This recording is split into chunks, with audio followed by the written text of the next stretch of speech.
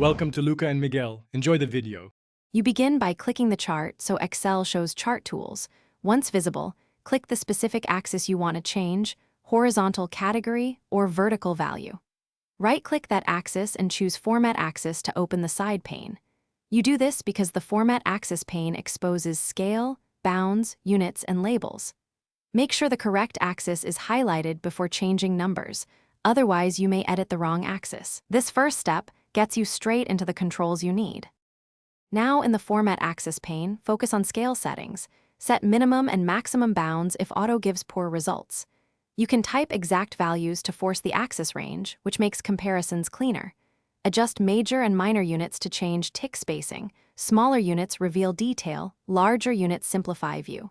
Also check axis type, text versus date versus number, because choosing the wrong type shifts data positions. Once done, validate by scanning the chart for clipped or compressed data points. Finish by formatting labels and display. Choose number formats for currency or percentages, or a date format for time axes so values read correctly. You can rotate or stagger labels to prevent overlap, and use label interval to show every NTH label.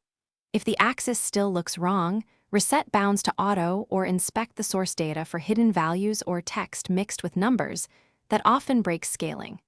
If needed, undo recent changes and try a different unit or axis type to resolve issues quickly. Thanks for watching and please subscribe. It's the best investment you'll ever make.